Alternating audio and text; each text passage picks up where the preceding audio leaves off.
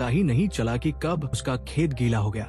और गुलाबी इस बात से भी लड़ने लगती है कि चमनलाल को वो बातें भी याद नहीं थी जो बातें उन्होंने साथ में डिनर करते टाइम करी थी, क्योंकि चमनलाल ने सब कुछ स्पीड में कर दिया था। अब चमनलाल गहरी सोच में पड़ चुका था कि बेंचो ये तो लफड़ा हो गया, ऐसे तो मुझे कुछ भी याद नहीं रहेगा। इसलिए वो जल्दी से नाथुलाल को कॉल करता है और उससे पूछता है कि जब मैंने टाइम को फास्ट फॉरवर्ड किया था उस दिन की हुई बातें मुझे क्यों याद नहीं है। तो नाथुलाल जल्दी से उसके पास आ जाता है और चमनलाल से कहता है कि जब तुम टाइम को फास्ट फॉरवर्ड करते हो, जब तुम्हारी बॉडी ऑटो पायलट पर चली जाती है, जिससे तुम्हारी बॉडी तो वहीं पर रहती है लेकिन तुम्हारा दिमाग कहीं और चला जाता है, इसका मतलब यही कि तुम उस जगह हो भी और नहीं भी। ये बोलकर नाथुलाल वहाँ से चला जाता है, जिसके बाद चमनलाल उस रिमोट का यूज अपनी हर छोटी मोटी चीजों में करने लगता है, जैसे कि अपनी सर्दी जुकाम ठीक करने में, ऑटो और नहाने और ऑफिस के लिए तैयार होने में भी, और ऑफिस जाते वक्त ट्रैफिक जाम से निकलने में भी। अब ऐसे कर करके चमनलाल अपने प्रोजेक्ट को पूरा कर लेता है। अब फास्ट फॉरवर्ड करने की वजह से वो दिन भी जल्दी आ चुका था जब चमनलाल को अपना बनाया हुआ डिजाइन जापानीज लोगों को दिखाना था। अब ये प्रोजेक्ट उसने रिमोट को फास्ट फॉरवर्ड करके बनया था। अब चमनलाल जापानीज लोगों के सामने अपने प्रोजेक्ट को अच्छे से दिखा रहा था कि अचानक चमनलाल के गैंड का कीड़ा एक्टिव हो जाता है और वो उन जापानीज लोगों के सामने उनके ही जापानीज खिलाड़ियों का मजाक बनाने लगता है और उनसे कहता है कि तुम्हारे खिलाड़ी तो जबरदस्त है पर उनका छोटा चेतन बहुत ही छोटा है। ये सुनकर वो जापानीज लोग गुस्से में वहाँ से उठकर चले जाते हैं और आपस में गुटरगू करने लगते हैं। तो चमनलाल भी सोच में पड़ जाता है कि ये साले कई मेरे प्रोजेक्ट को मना नहीं कर दे। तो चमनलाल उनकी बातें सुनने के लिए उस रिमोट को उनकी तरफ करके वॉल्यूम बढ़ा देता है, जिससे उसे उनकी बातें सुनाई देने लगती है। जापानीज लोग बोल रहे थे कि उन्हें चमनलाल का डिजाइन बिल्कुल भी पसंद नहीं आया और वो ये भी कहते हैं कि इस चमनचू ने इस डिजाइन को जरूर उस एशियन आर्ट अटैक की वीडियो देखकर बनाया होगा, इसीलिए तो इसने होटल के रूम को छोटा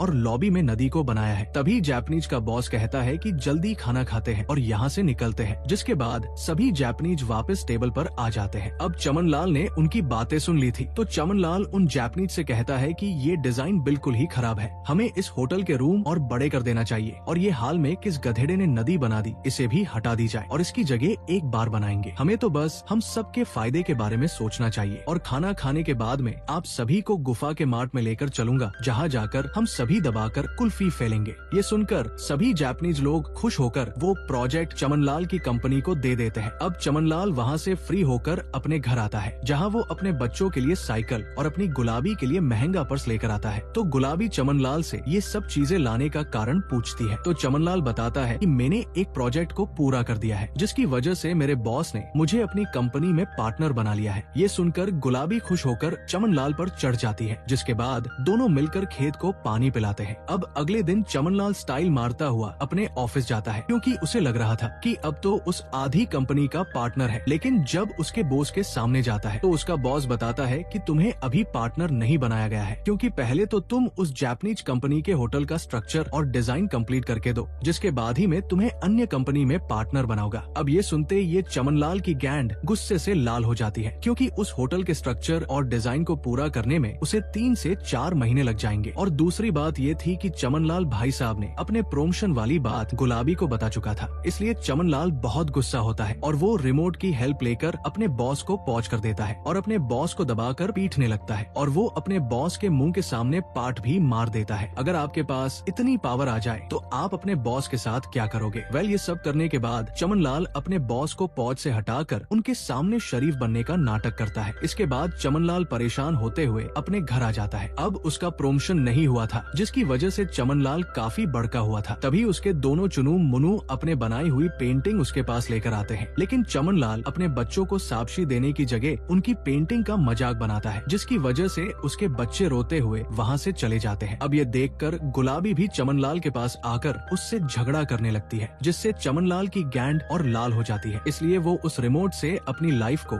जब तक फास्ट फॉरवर्ड करता रहता है जब तक कि उसका प्रमोशन ना हो जाता है। इसके बाद वो खुद को अपनी कंपनी में बॉस के साथ पार्टी में पाता है, जहाँ उसके बॉस ने चमनलाल को अपनी कंपनी में पार्टनर बना लिया था। अब चमनलाल को ये भी पता चलता है कि इसको प्रमोशन पाने में 1.5 साल लग गया था, पर अब एक 1.5 साल बीत चुका था। तो चमनलाल अपने घर आता है तो देखता है कि उसके बच्चे अब बड़े हो चुके थे और अब उन्हें टीवी देखना भी पसंद नहीं था। घर पर उसे ये भी पता चलता है कि उसका कुत्ता रॉकी मर चुका है। ये सुनकर चमनलाल रॉकी को याद करके रोने लगता है, तो गुलाबी उसे अपने पास बुलाकर चुप करवाती है। ये देखकर चमनलाल चमनलाल गुलाबी को बोलता है कि कसम से मैं अब बदल जाऊंगा और अपनी फैमिली के साथ टाइम स्पेंड करूंगा। जिसके बाद चमनलाल गुलाबी की गुलाबो बजाने की तैयारी करने लगता है, लेकिन इस बार उस रिमोट से अपने आप चमनलाल की लाइफ फास्ट फॉरवर्ड हो जाती है, जिससे इस बार भी गुलाबी सुखी ही रह जाती है और उसे पहले की तरह इस बार भी मजा नहीं आया था। इसके बाद चमनलाल सोचता है कि साला मैंने तो रिमोट को हाथ भी नहीं लगाया, फिर इतनी जल्दी हमने घपाघप कैसे कर लिया। इसके लिए वो जल्दी से नाथुलाल को बुलाता है और उससे इसके बारे में पूछने लगता है। तो नाथुलाल उसे बताता है कि ये रिमोट बहुत ही एडवांस है, जो तुम्हारे मन में क्या चल रहा है उसी के हिसाब से काम करता है। जैसे कि तुमने एक साल को फास्ट फॉरवर्ड कर दिया था, यहाँ तक कि तुमने गुलाबी की खुदाई को भी फास्ट फॉरवर्ड कर दिया था, और अब जब भी तुम अपने बॉस से प्रमोशन की बात करोगे तो तुम्हारा टाइम फास्ट फॉरवर्ड हो जाएगा, और तुमने जिन जिन चीजों में रिमोट का यूज करके जो जो फास्ट किया था वो सब अपने आप फास्ट फॉरवर्ड हो जाएगा। ये सुनकर चमनलाल की फटकर दो हो जाती है और वो उस रिमोट को वापस नाथुलाल को देने लगता है, पर नाथुलाल उस रिमोट को लेने से साफ मना कर देता है। तो चमनलाल गुस्से में आकर उस रिमोट को तोड़ देता है, पर उस रिमोट को कुछ भी नहीं होता, तो उसे वो बाहर फेंक देता है, पर वो रिमोट वापस चमनलाल के पास आ जाता है। इसका मतलब ये था कि इस रिमोट से पीछा छुड़वाना नामुमकिन था। अब एक दिन चमनलाल बिना नहाए ही ऑफिस जाता है ताकि उसका टाइम फास्ट फॉरवर्ड न हो। ऑफिस जाने के बाद चमनलाल को उसका बॉस उसे बताता है कि मैं अब इस कंपनी से रिटायरमेंट ले रहा हूँ और वेगस में रहने के लिए जा रहा हूँ, और मेरे जाने के बाद तुम इस कंपनी के लीडर बन जाओगे, जिसके कुछ महीनों बाद ही तुम प्रमोट होकर इस कंपनी के सीईओ बन जाओगे। ये बोलते ही चमनलाल की लाइफ आगे फास्ट फॉरवर्ड हो जाती है, क्योंकि उसके प्रमोशन की बात चल रही थी। फिर हम देखते हैं कि टाइम 10 साल बाद आगे चला जाता है, जहाँ हम देखते हैं कि चमनलाल एक मोटा हाथी और एक अमीर आदमी बन चुका है, और अब चमनलाल उस कंपनी का सीईओ भी बन गया था। अब चमनलाल कपड़े पहनकर जल्दी से अपने घर जाता है, जहाँ वो देखता है कि उसका बेटा नुनू उसकी तरह ही फूल कर बड़ा हो चुका था। उसकी बेटी भी दूसरों को खुश करने वाली बन चुकी थी। ये देखकर चमनलाल को बहुत अजीब लगता है। तभी उसे ये भी पता चलता है कि उसकी वाइफ गुलाबी ने उससे तलाक लेकर किसी और आदमी से शादी कर ली है। ये देखकर चमनलाल बहुत गुस्सा हो जाता है और वो अपने बीवी के नए हस्बैंड को मारने लगता है। तभी वहाँ एक कुत्ता आकर चमनलाल को धक्का देता है, जिसकी वजह से गिरकर चमनलाल बेहोशा हो जाता है। जब चमनलाल की आँख खुलती है तो उसे पता चलता है कि उसे बेड पर पड़े पड़े 6 साल बीत चुके थे। तभी उसकी वाइफ गुलाबी उसके पास आकर चमनलाल को बताती है कि तुम्हें कैंसर हुआ था, जिसकी वजह से तुम्हारी चर्बी को काट कर निकालना पड़ा। अब चमनलाल पतला तो हो गया था, लेकिन उसकी चर्बी अभी भी लटक रही थी। इसके बाद चमनलाल वहाँ से निकालकर अपनी कंपनी में जाता है, जहाँ वो अपने बेटे से मिलता है, जो कि एकदम स्मार्ट बन चुका था। उसका बेटा नुनू अपने डैड को अपने केबिन में लेकर जाता है, जहाँ चमनलाल अपने बेटे से बोलता है कि तुम और दादा दादी रात को साथ में आइसक्रीम खाने चलेंगे। तो उसका बेटा नुनू बताता है कि दादाजी की तो बहुत पहले ही मौत हो चुकी है। ये सुनकर चमनलाल जोर जोर से रोने लगता है, तो उसका बेटा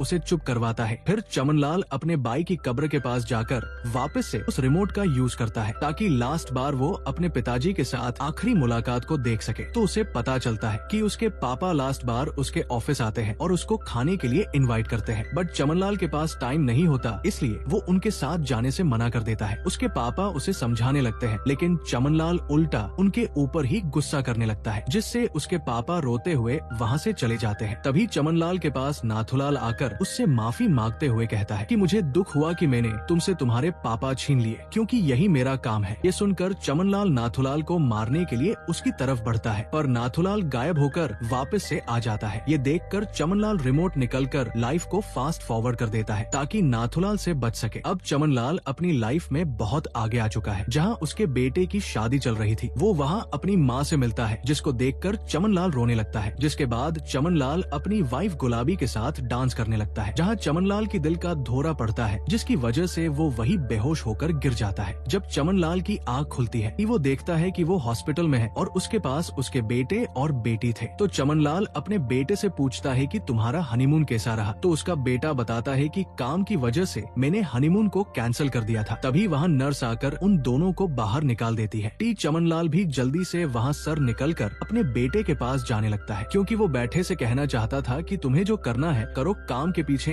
एम्प्टी भागो नहीं तो तुम्हारा भी मेरी तरह हाल हो जाएगा। अब चमनलाल अपने बेटे के पीछे जाते हुए रास्ते पर गिर गया था, जिसको देखकर उसके फैमिली वाले उसके पास आ जाते हैं। तो चमनलाल अपने बेटे से बोलता है कि तुम्हें काम को छोड़कर अपने परिवार के साथ टाइम स्पेंड करना चाहिए। फिर चमनलाल अपनी पत्नी गुलाबी से भी कहता है को वो उसे दिल्लो जान से प्यार करता है। ये बोलते ही चमनलाल का वही स्वर्गवास हो जाता है। इसके बाद जब चमनलाल की आँख खुलती है तो वो खुद को उसी मार्ट में देखता है जहाँ वो पहले यूनिवर्स रिमोट लेने आया था। खुद को जिंदा देखकर वो बहुत खुश होता है क्योंकि उसने जो भी देखा था वो बस एक सपना था। जिसके बाद चमनलाल घर जाकर अपनी फैमिली को गले लगा लेता है क्योंकि उसे अब फैमिली की अहमियत समझ आ गई थी। तभी उसे वहाँ टेबल पर वही रिमोट और इसके साथ एक लेटर मिलता है जिसमें लिखा था कि अच्छे लोगों के साथ हमेशा अच्छा ही होता है। जिसके बाद वो उस रिमोट को कचरे में फेंक देता है, पर इस बार वो रिमोट उसके पास वापस नहीं आता और इसी के साथ ये मूवी यही खत्म हो